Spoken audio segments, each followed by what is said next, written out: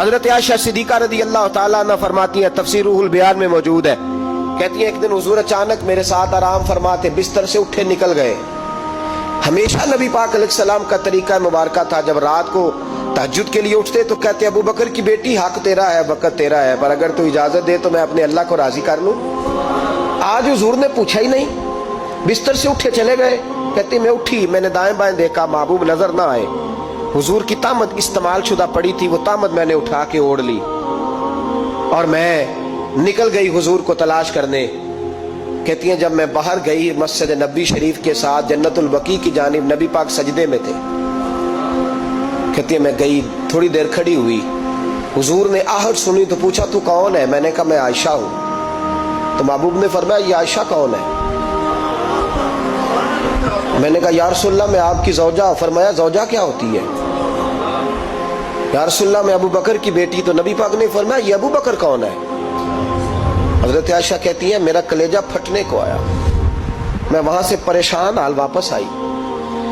جب میں گئی تھی تب بھی ہلکی ہلکی بارش تھی، واپس لوٹی تو پھر بھی ہلکے ہلکے قطرے بارش کے گر رہے تھے۔ میں آ کے ہامتی کامتی بیٹھ گئی، تھوڑی دیر گزری تو نبی پاک تشریف لے آئے۔ تو حضور صلی اللہ تعالیٰ علیہ وسلم نے مجھے پریشان دیکھا تو کہا عائشہ کیا ہوا؟ کہا حضور آج وہ ہوا ہے جو کبھی نہیں ہوا۔ یا رسول اللہ میں پریشان ہو گئی۔ حضور عجیب بات ہے، میں گئی ہوں، آپ نے پوچھا کون ہے تو میں نے کہا میں عائشہ۔ کا عائشہ کون؟ آپ کی زوجہ۔ فرمایا زوجہ کون؟ ابو بکر کی بیٹی۔ کا ابو بکر کون؟ اور پھر حضور میں گئی ہوں تو میرے کپڑے بھیگ گئے، آپ آئے ہیں تو کپڑے خشک ہیں، سمجھ نہیں آئی۔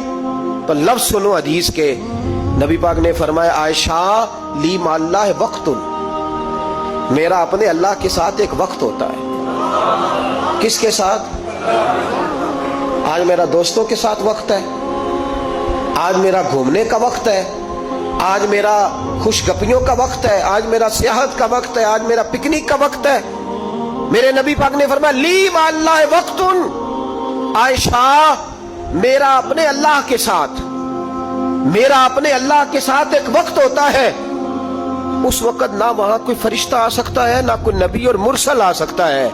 جب فرشتہ اور نبی نہیں آ سکتے تو عائشہ اور ابو بکر کیسے آ سکتے ہیں؟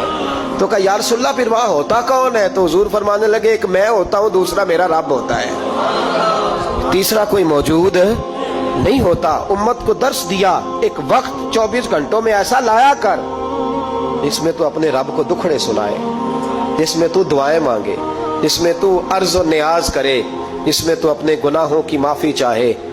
اعلیٰ حضرت کے والد گرامی سے کسی نے پوچھا مولانا نقی علی خان صاحب سے کہ حضرت جی فرعون 500 سال ہی حکومت کر گیا، 500 سال ہی حکومت کر گیا، اللہ کا مقابلہ کرنے والا پکا کافر بے ایمان۔ تو آپ فرمانے لگے ملا رومی کی وہ کتاب پڑھو مثنوی، جس میں انہوں نے لکھا ہے کہ جب ساری دنیا سو جاتی تھی تو فرعون اٹھ کے مصلے پہ بیٹھتا تھا، کہتا تھا یا اللہ معاف کر دے، رب تو ہی ہے، گناہگار بڑا ہوں پر مہربانی کر۔ روز معافیاں مانگتا تھا تو رب کریم کی قدرت نے مہلت دی کہ روز توبہ کرتا ہے، چلو ایک دن سچی بھی کاری جائے تو اچھا ہے۔ اللہ نے مہلت دی، اور میرے بھائی اگر تو روز رات مصلے پہ بیٹھے تو تجھے مہلت ملے، عذاب نہ آئے۔ اگر تو اپنے رب کے ساتھ تنہائی کرے تو اللہ تجھے مہلت دے، سزا نہ دے۔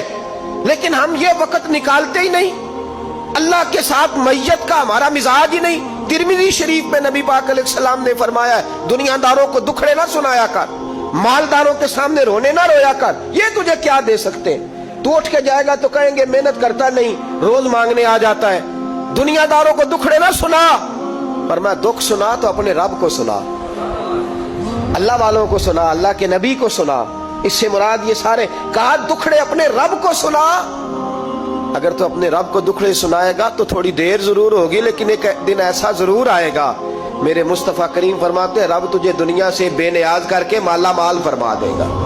دھوکے کا مزاج نہ بنا، کینچی لے کے نہ گھوم کے کیسے جیب کاٹ سکتی، اللہ کو دکھڑے سنا۔